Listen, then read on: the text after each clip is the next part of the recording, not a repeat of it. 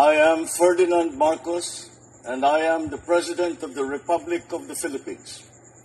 I stand today on behalf of 110 million Filipinos. Rehabilitation para mas magkaroon pa tayo ng ibang idea tungkol sa proyektong ito. Good afternoon, Engineer Ken. Magandang hapon po, Ma'am Cheng. Magandang hapon din po para sa mga nag-aabang na manonood natin sa inauguration. Alright, so habang nakikita natin ngayon na binabagtas ng Pangulo ang kahabaan ng bagong gawang Pasig River Esplanade Phase 4, pakipaliwanag muna sa ating mga kababayan kung ano nga ba itong proyektong ito at itong pinapakita ngayon dito sa ating screen. Nagsimula po ang programang Pasig Bigyang Buhay Muli dahil sa direktiba ng ating Pangulong Ferdinand Marcos at ang ideya ng ating First Lady na si Liza Araneta Marcos. At ibinilan nila ito sa aming boss na si Presidential Advisor Jerry Acuzar na marami ng administrasyon ang nagtangkang linisin at buhayin ang Pasig River, ngunit wala sa mga nakaraang programa ang naging sustainable. Bilang pangangalaga sa tiwala ng ating Pangulo at ni First Lady, bumuo ng idea at solusyon si P.A. Acuzar at siyang gumawa ng paraan na nakabase sa mga nakaraang programa para ang mga ito ay ma-improve pa. Humingi rin siya ng payo at opinyon sa iba't ibang kilalang arkitekto dito sa ating Pilipinas at kumuha ng inspirasyon sa iba't ibang bansa. Nang bumuo ng konkretong plano, isinumbite niya ito bilang proposal sa ating mahal na Presidente. Ito ay agad na sinuportahan ng ating Pangulo sa pamamagitan ng Executive Order No. 35 na na-amend sa bagong issue na Executive Order No. 92 na naglilika ng Office of the Presidential Advisor for Pasig River Rehabilitation na siya ang nagbigay ng madiing tuon sa Pasig River. Sa pamamagitan ng dalawang executive issuances na ito, nabuo din natin ang IAC PRUD o ang tinatawag na Interagency Council for Pasig River Development. Ito ay binubuo ng 18 iba't ibang ahensya ng Pilipinas at ang chairman naman nito ay si Presidential Advisor Secretary Jerry Acuzar. So nakikita natin ngayon kabababa lang ng golf cart ni Pangulong Ferdinand Marcos Jr. Kasama pa rin ang iba't ibang opisyal ng ating pamahalaan, sina Secretary Jerry Acuzar, Secretary Aliling, maging ang MMDA Chairman si Sir Don Artes at ang Mayor ng Maynila na si Mayor Isko Domagoso. Dito sila bumaba ngayon sa may banda ng Pasig River Ferry Station dito sa may bandang Loton at kanilang chine-check nga ang progreso ng bagong gawa na Phase 4 ng Pasig River Esplanade. Engineer, parang napakabilis ng paggawa ninyo dito sa phase na ito. Baka pwedeng pakikwentuhan mo phase na ito. Baka pwedeng pakikwentuhan mo lamang kami tungkol dito sa mga ibang detalye naman. So, ang bago nating Phase 4, ang newly constructed Phase 4 natin ay in-extend natin ang Pasig River Esplanade hanggang Arroceros Forest Park. So, bali mula Phase 1, nagbigay na ito ng access. Madadaanan na natin ang Fort Santiago hanggang dulo ng Arroceros Park. Mapapadali na rin sa mga commuters natin at mga pedestrian at makakalakad na sila ng tuloy-tuloy. Napakagandang proyekto nito dahil mula doon sa lugar ng Fort Santiago kung saan matatandaan natin sa ating Philippine history na ikinulong nga ang ating national hero na si Jose Rizal ay dire-diretso na silang magkakaroon ng access hanggang dito sa Arroceros Forest Park naman na kilala natin na kumbaga kung tawagin natin ay last lang ng lungsod ng Maynila.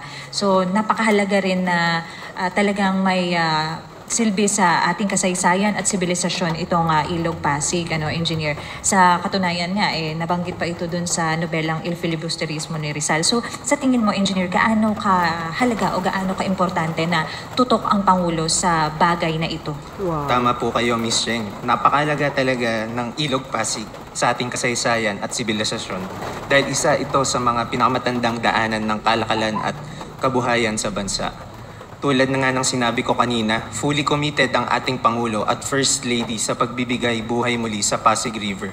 At ito ay makikita sa EO 92 na bumubuo sa sariling opisina na magfo-focus sa programa natin ngayon.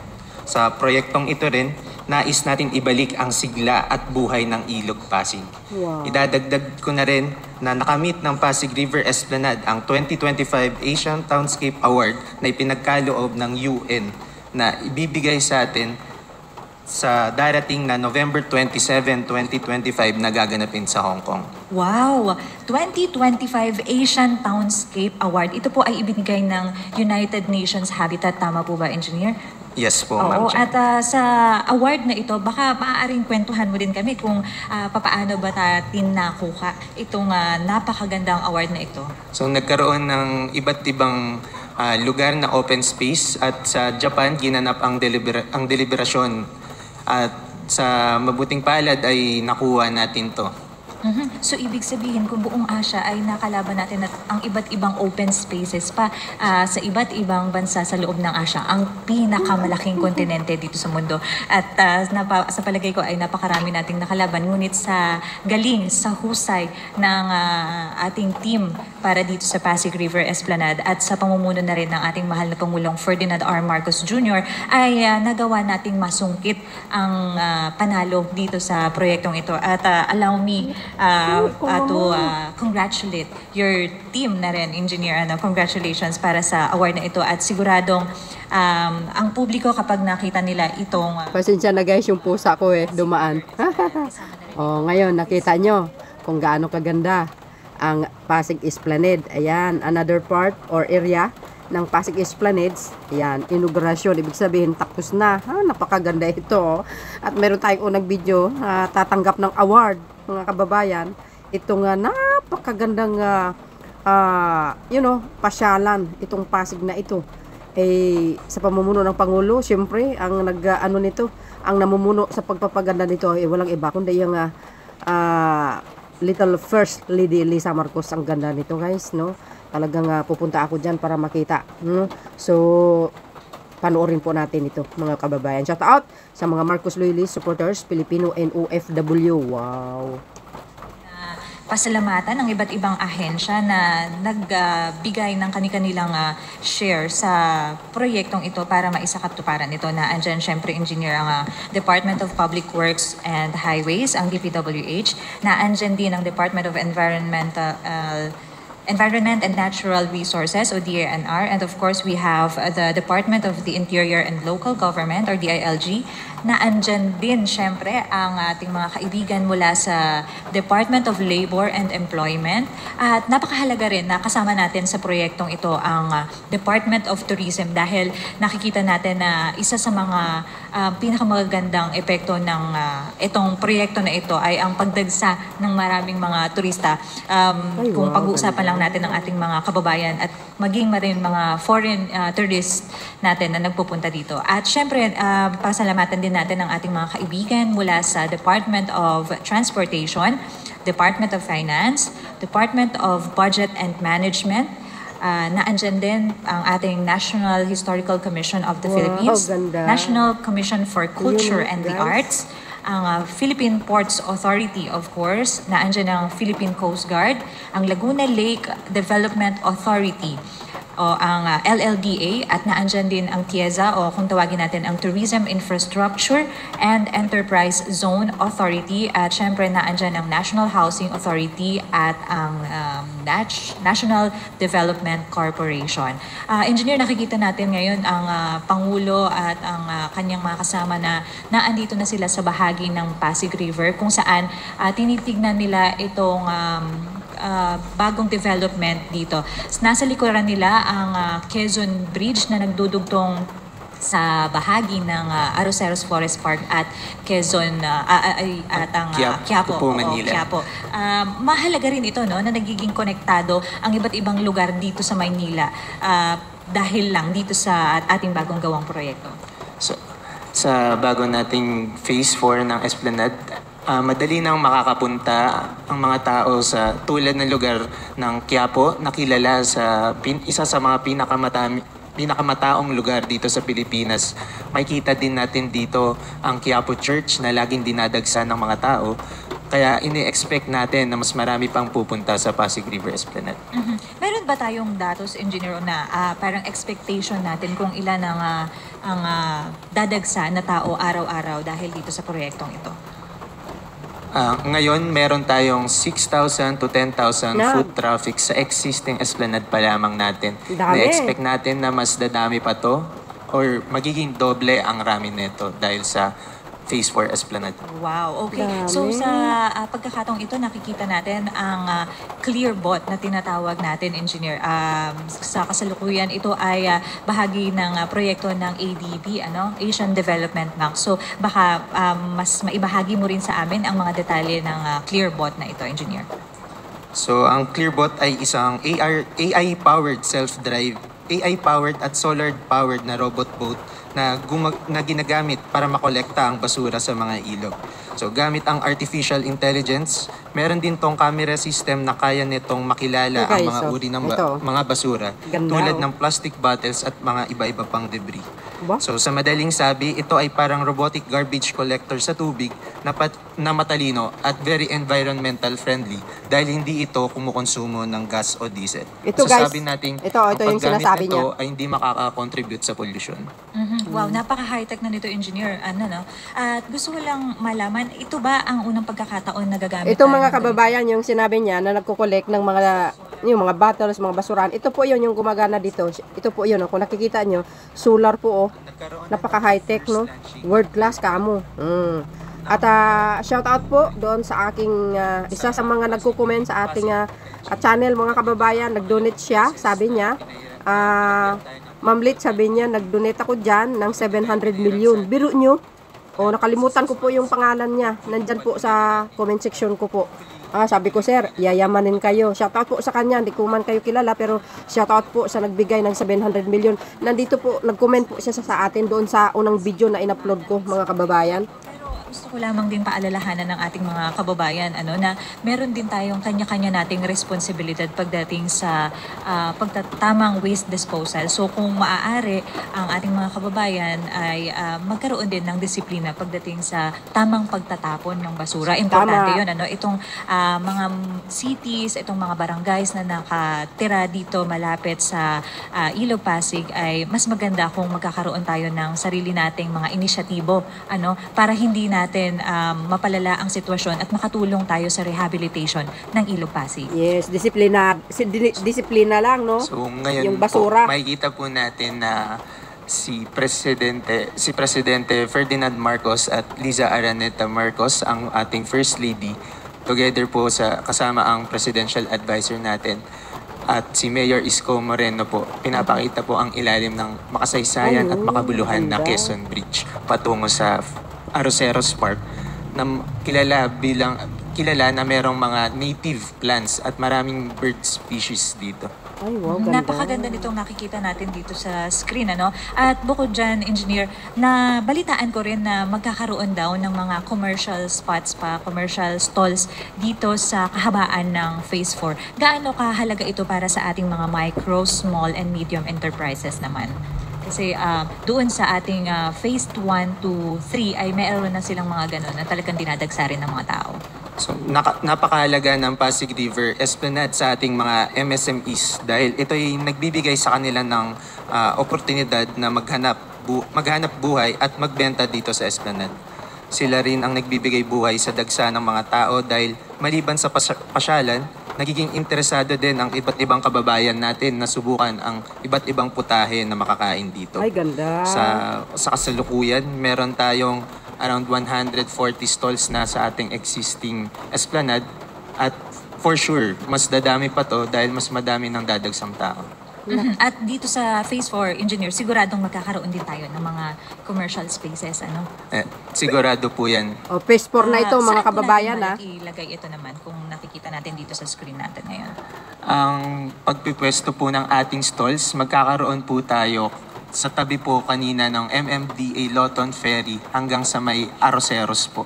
Sa landside po nito. Naku, Ito na yung nakikita natin. parang nasa forest ka, mga kababayan. Tingnan nyo man ang ginawa. Kaganda. Sa Phase 4 po yan, Alam po natin itong Pasig Esplanade mula sa pinakaumpisa hanggang pinakadulo.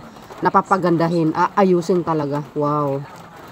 Manila's last lang, na andyan iba't ibang species ng mga puno, ng mga halaman na tiyak na parang isang buong lugar kung saan naiiba naman siya sa the rest of the city dahil napaka-presko dito, napakalamig dahil nga napakaraming puno na nagbibigay sa atin ng napakasarap na simoy ng hangin naman. Deserve natin guys na nakatanggap ng award. Tingnan nyo naman yon, yung UN Asian Townscape Award. Wow, kaganda naman ito. Ay nako, siguradong dadagsain na naman itong PS4 na ito mga bes. Parang natayo na sa bundok ko. Tingnan nyo, yung ganda oh. Ang galing talaga yung nag-isipan oh. Oh, shout out sa inyo mga kababayan, sa mga Marcos Lily supporters. Ayan, shout out po sa inyo. Mga OFW, ayan, puntahan nyo na. Pasyal kayo. Meron na silang mga makikita doon na iba't ibang commercial stalls. May mga nagbebenta doon ng pagkain. Oo. May mga nagbebenta doon ng souvenir items. Wow. At meron ding mga spots doon kung saan po pwedeng maglaro ang mga bata. Meron tayong mga po pwedeng marentahan doon. Nakita ko na mga iba't ibang sasakyan ng mga bata. Pwede din lang sakyan yung mga yun at mag-tour o mamasyal doon sa ating River Esplanade at meron na ding mga iba't ibang ang nakita ko doon na sikat na andun na si Neneng B Oo, yung Siya kilala po yung natin. madalas na dinadagsa po doon. Malakas din po napuntahan ng mga Gen Z o ang mga kabataan ang photo booth po natin sa Esplanade. Ito yung pinupuntahan ng ating mga couples. Nakita ko nung nakaraan na napakahaba ng pila doon sa photo booth at sikat na sikat nga rin. At bukod dyan, sobrang ganda rin naman talaga ng ating sunset view Ay, wow. sa Pasig River Esplanade. Kasama din dyan sa parteng yan ay yung ating Plaza Mexico. Bandang kung magpo-forward ka pa ng konti bago ka makarating dito sa banda ng post office ay meron munang parang parke doon ang Plaza Mexico kung saan pwedeng magkaroon ng pagkakataon ng mga magkakapamilya, magkakaibigan na magbonding. So importante din ito sa well-being ng ating mga kababayan. Yes po. Madalas din po sinasabi ng pumapasyal sa Pasig River Esplanade na habang sila ay naglalakad dito, sinasabi nila ay para silang bumalik sa nakaraan. Dahil napakaganda ng disenyo nito na angkop sa during Spanish times po. Ay, wow. Dahil nga naman sinadya ng inyong opisina na iparehas na rin ito sa mga makasaysayang estruktura ng Maynila. Kasama na dyan syempre ang MacArthur Bridge, napakaganda ng mga lamppost doon and then kailangan din natin i-mention ang Jones Bridge na talagang noong ginawa rin ito ay napakaganda rin ng resulta at marami ring mga nagpupuntahan dyan. In fact, engineer, may nakita na akong mga ilang films na Ay, wow. Social. nag-showcase Ganda. ng Pasig River Esplanade. Si Ito, First Lady talaga, mga kababayan, talagang napaka-adjali niya, no? Masayahing tao. Oh, puntahan niyo po. Yan, mga bes. Pasyal na kayo. At least, ito, mga kababayan, sa ating mga kababayan na talagang yung nagtitinda baga, oh, kikita sila. Kikita sila talaga kasi marami pong nagpupunta dyan, namamasyal, dagdag kita din at malaking katulungan po sa kanila po yan. Yan ang pinaka-advantage dito, nakakatulong talaga itong Pasig Esplanade sa ating mga kababayan, ng mga vendors na nagtitinda dyan. Shout out po sa inyo. Salamat po sa inyo mga bes, sa inyong pag-watching. Punta kayo dyan. Masaya tayo na makasama natin ang Pangulo sa ilang sandali lamang. Wow, sana all lang talaga, oo. Yan, no? Mga sekretary na yan dyan. Ayan. So, engineer, sa Makatuyo. Shoutout sa inyo mga best uli Umuulan dito.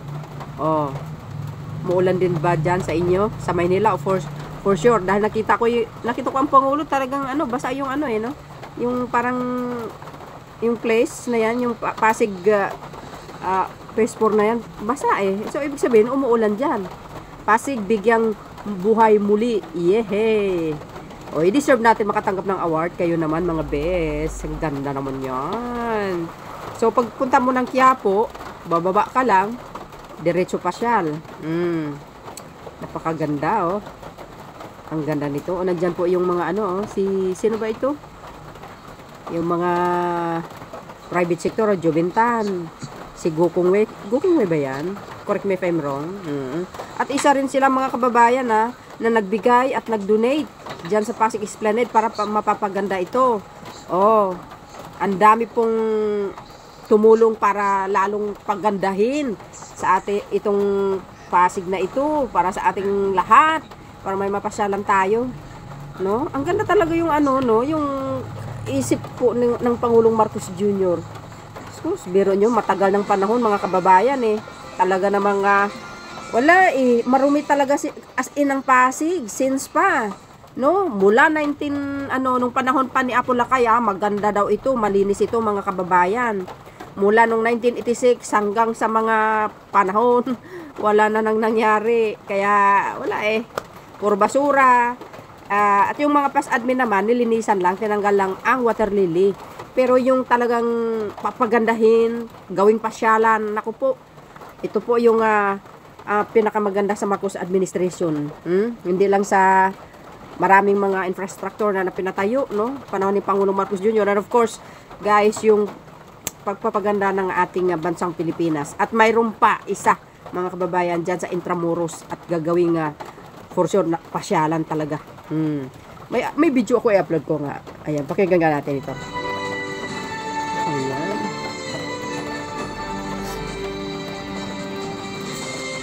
Wow. Ang daming bisita, mga best, mga foreigner, mga AFAM. Shout out sa mga AFAM.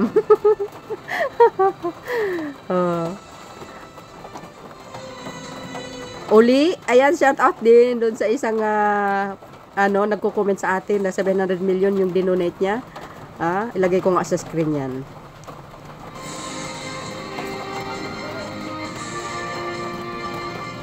Ladies and gentlemen, you may now be seated. Wow.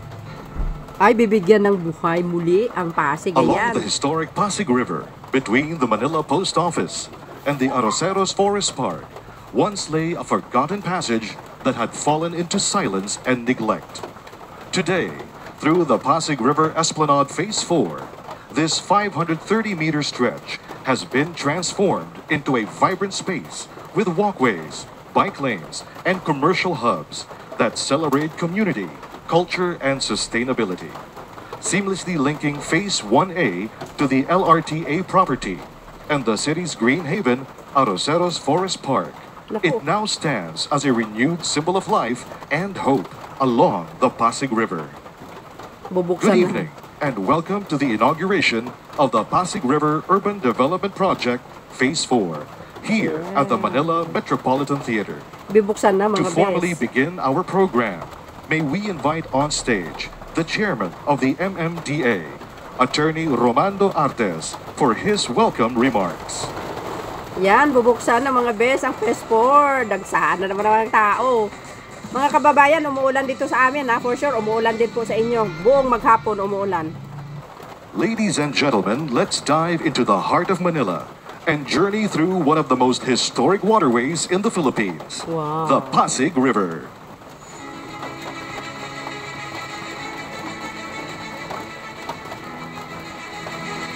Paganda naman yan.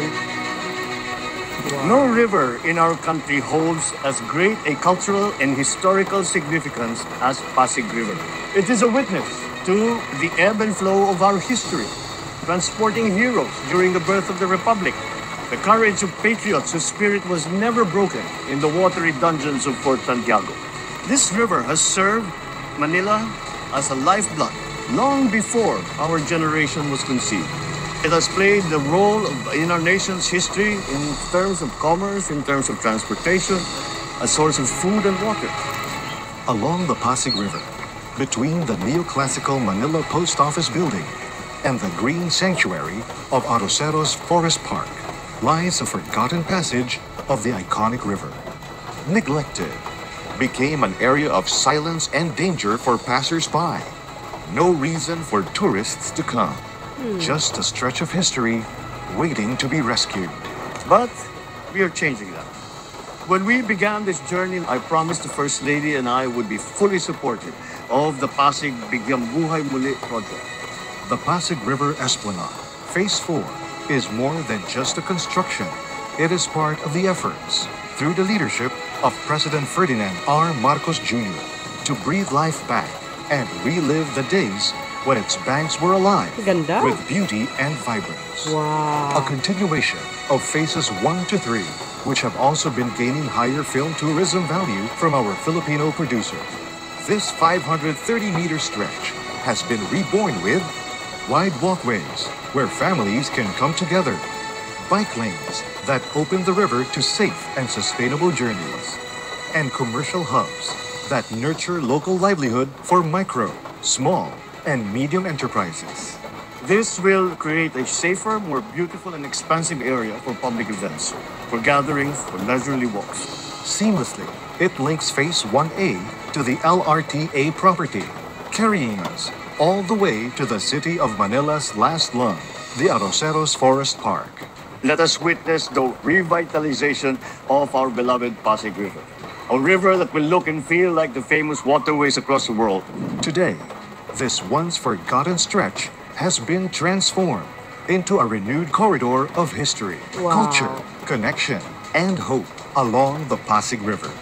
People may now conveniently access Fort Santiago all the way to Arroceros, where they can also appreciate nature's gifts. Our mission is simple, but it is difficult. To bring back the river to its pristine state, make it a vibrant waterway once again, for life, for culture, and for mobility. The government's effort on this project has also been noticed in the Asian region. The Pasig River Esplanade was chosen by the joint jury of the United Nations Habitat Regional Office for Asia Pacific in Fukuoka, Japan, to receive the 2025 Asian Townscape Award. Wow. Congratulations sa atin Dami lahat. ng presidente ang nag-ambisyon at gumawa nito. Wala pong natuloy for almost 40 years na pinag-uusapan kung paano gagawin yung Pasig River. Sa panahon ng Presidente Marcos Jr., nangyari po itong katotohanan na ang Pasig River ay nagawa sa kanyang panahon. Kasi po, nakatutok siya. More than a walkway, it is now a hub of life, movement, and opportunity towards a bagong Pilipinas. Yay. Here, in the Phase 4 of the Pasig River Esplanade, the river story continues to come in full circle. Restored, reconnected, and reborn. Wow. You see mga best, ganda. Hay! Makapunta nga dyan. At this time, to introduce our guest of honor, may we call on stage the Presidential Advisor for Pasig River Rehabilitation, Secretary Jose Rizalino L. Acuzar. Ayan mga kababayan, open na po ang Phase 4. Kaya sigurado bukas, dadagsain na naman yan. Daming tao na naman yung mga best. Mag-ingat lang kayo sa, baka may mandurukot dyan. Mag-ingat lang kayo sa mga, mga importanting things ninyo. Oh, mag-ingat kayo pag nagpunta kayo mga kababayan na. Cellphone nyo, mga pera nyo, yung mga bag nyo, ingatan nyo. Hindi maiwasan na walang mandurukot dyan. Walang patawad ang mga yan eh. Thank you to Presidential Advisor for the Pasig River Rehabilitation, Secretary Jerry Acuzar. Dito rin po ang ating Speaker Boji D. At lahat ng mga ating kasama sa legislatura, the excellencies of the diplomatic corps, the honorable members of the cabinet that are here, and Manila City Mayor Isko Domagoso, Asian Development Bank Country Director Mr. Andrew Jeffries, and of course, one of the driving forces behind all of these that we have seen, the First Lady, Lisa Araneta Marcos, fellow workers in government, First Lady. other distinguished guests, ladies and gentlemen, good evening. Every time we gather here by the Pasig River, we are reminded that progress does not always mean building something new. Sometimes, progress means bringing something beautiful back to life. 7 months, only 7 months after opening Phase 3 along Intramuros, we now see Phase 4 of the Pasig River Urban Development Project. This 530-meter stretch behind Manila Central Post Office all the way to Arroceros Park is being reborn into a vibrant riverside space featuring walkways, bike lanes, and commercial areas. This Phase 4 will connect seamlessly with Phase 1 of the project, creating a continuous riverside path that will link people, culture, and opportunity. Sikat na sikat ng pasyalan ng mga natapos na bahagi ng proyektong ito. Tignan nyo po, sa Instagram, sa TikTok, sa Facebook, marami na pong nagpo-post na bumibisita rito. These are the perfect spots for everyone. For the foodies, there's a wide selection of classic Filipino merienda and global flavors to satisfy all your cravings. For the health conscious, there are bike lanes and walkways ideal for running or cycling, or as demonstrated by my son, also skateboarding. For the romantic at heart, you can enjoy a sunset stroll hand in hand with your significant other. At kung wala pa siya, baka naman dito mo naman mahanap yung the one. But beyond the sights and sounds, this project is ultimately for everyone. So people can find time to relax, to feel refreshed in the middle of a bustling city, in the middle of a busy day. Wow. Just like in earlier phases, this portion is also open for the small and medium businesses to give them new ground to grow and to be part of this revitalized community. To ensure the welfare of the affected communities, we have safely relocated 63 informal settler families into their new homes in Naik, Cavite, where they can have better access to services and a chance to start afresh. This inclusive development is done with that purpose at heart. So as we continue to bring life back to Pasig River, we are also offering new ways to travel in a more sustainable way. Just 2 weeks ago, the DOST launched the MB Dalaray, the Philippines' first locally designed and fabricated electric ferry that can sail for up to 3 hours straight along the Pasig River. Wow. It will be fully operational by November. Uy, This gabi. marks a clear step towards clean mobility and reduced emissions. Galing. We're also exploring new technologies that will help clean the river.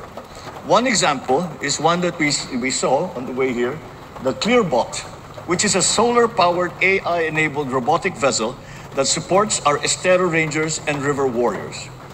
This pilot initiative is being explored with the help of the Asian Development Bank and Clear Robotics.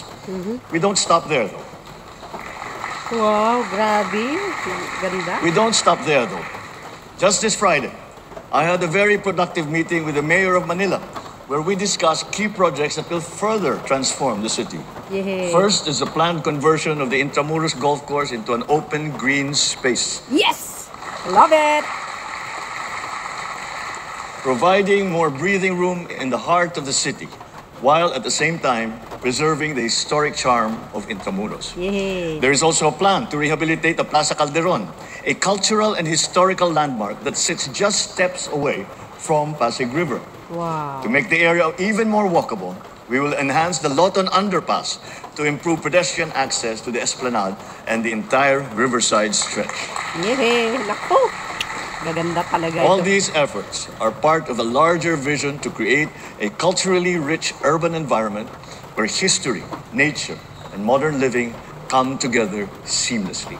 Yay. This is yet more proof that when the national government, the private sector, LGUs, and the communities collaborate and work as one, great game-changing things will happen. There's much still to be done, but we're consistently moving, especially with the help of our most industrious and non-stop Energizer Bunny, the First Lady. Narinig nyo yun, mga bes? Because of her vision and dedication, this Pasig Bigyang Buhay Muli project was named one of the recipients of the 2025 Asian Townscape Award by the UN Habitat for its sustainable urban development work. Congratulations. Yay! Galing, no? First Lady does not like to be in the spotlight, but this is one of those moments where I really have to say thank you for your passion, for your drive, for your energy, for your industry. You inspire me and everybody else every day. Yeah, in love na naman ang Because she Pangulo. won't let us sleep. She's on the phone. Say, come on, go get it done. What happened? What happened? To everyone involved, all our partners, our city officials, our workers on the ground, and every Filipino who believes in a better Pasig River, maraming salamat po. Let us keep this river flowing with hope, with life, and with pride. Mabuhay ang Ilog Pasig, mabuhay ang bagong Pilipinas. Maraming salamat po sa inyo lang. Narinig nyo yun? Thank you, Mr. President.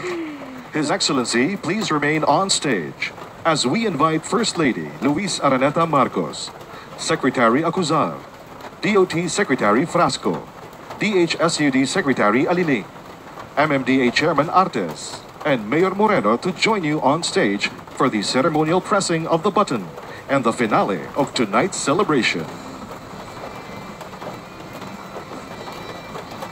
Ganda, sana all. Para sa atin lahat yan. Disiplina lang kailangan ng basura nyo, mga bes, para panatilihin ang kalinisan. Diyan pa sa Pasig na yan. Napakaganda.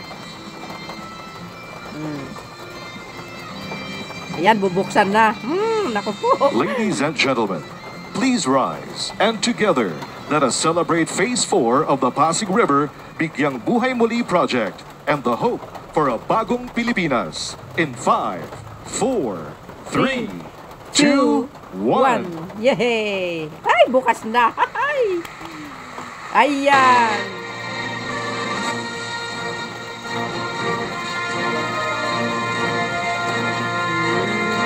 Ayun. Ganda.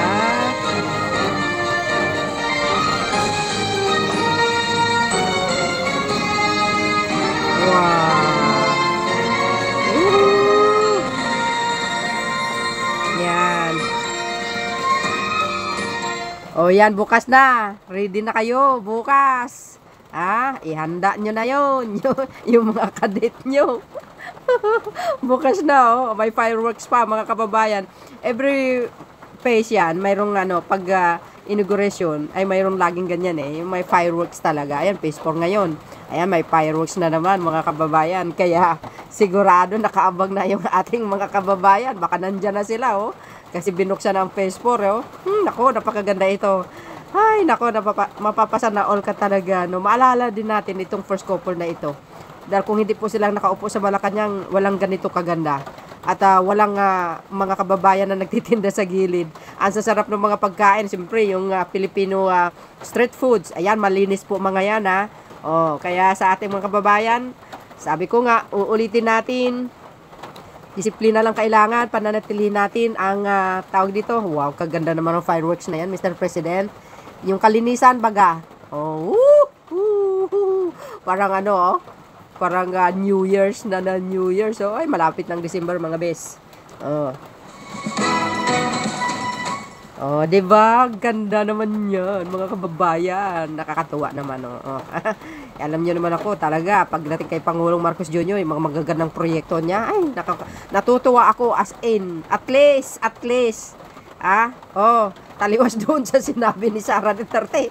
Wala daw ginawa ang Pangulo. Walang kwenta daw yung administrasyon. Talaga? Pumasal ka dyan sa Pasig Esplanade, Sara Duterte, para makita mo. Diba? Huwag masyadong maarte, mayabang. Ganda ng wow na wow. Malamang nakaabang yung ating mga kababayan ngayong gabi na ito, mga kababayan. Today is August 19 2025. Inauguration gabing-gabi maaga pa naman, wala pang 8 o'clock. Wow. Kaganda naman ang fireworks naman yan, mga best. Talaga naman, bongga. Saan kayo makikita niyan? PBBM lang malakas. At salamat kay First Lady. Pero guys, ang sabi kasi naman talaga, wala namang yan. So, ibig sabihin, mga kababayan, mayroon palang ito, phase 5 pa. Dire-diretso ito, mga kababayan, hanggang sa Intramuros, yung sinasabi ng Pangulo na talagang aayusin, papagandahin pa para marami pang mga tourist or mga foreigner na pupunta. Di ba ang laking katulungan nito? Hindi lang nakaka-relax na pumunta ka dyan. Siyempre, bring your family para mamasyal baga. Di ba? Mahaba yata ang lakarin nito, nakakasakit sa tuhod, pero masaya pa din. No? At ang maganda dito is talaga malaki din ang maitutulong sa ating mga kababayan, especially sa mga vendors na nagtitinda, mga best. Kumikita sila. Siyempre may ticket yan, alam po natin yan. So, shout out sa ating mga kababayan, sa ating mga Marcos Lily supporters. Siyempre natutuwa mga yan. At isa pa kasi ito, correct me if I'm wrong, itong pagpapaganda ito, hindi po galing sa kaba ng bayan Ito po ay pagtutulungan ng mga private sector katulad ng mga icon, sila Mr. Ang, ayan. Kumbaga tumulong sila, no? Kumbaga nagsanib persa ba para sa pagbibigay ng pundo. Pero ako rin naniniwala, mga kababayan, alam na this. Alam nyo naman kung ano ibig ko sabihin. PBBM pa. Kung hindi yan galing sa sa pundo ng bayan, pero yun naman talaga no? At tulungan yan sanib persa ang pagpapaganda dito. Kasama yung mga private sector ng mga malalaking kumpanya, nagdo-donate sila. Di ba? Lahat doon sa mama na nagsabi sa aking comment section, nag-donate siya ng 700 million. Napaka swerte din naman natin sa ating mga kababayan. Siyempre, yayamanin ng mga yan di ba? Shout out sa kanya. Ilagay ko nga sa screen yung kanyang comment, mga kababayan. Salamat po sa user. Kaya kung ito po ay galing sa private sector, itong mga tulong para mapaganda ang Pasig River, and of course the rest, pero I think ang pinaka dito is si PBBM, alam nyo naman kung ano ibig sabihin, alam na this. Karagdagang gastos. Diba? Alam nyo na yun. Kaya pasyal na kayo dyan. Huwag na kayong mag-atubali pa. Dali ng mga chikiting nyo. Yun. Thank you guys for watching. See you again on my next upload. Bye bye bye and bagus. God bless Philippines.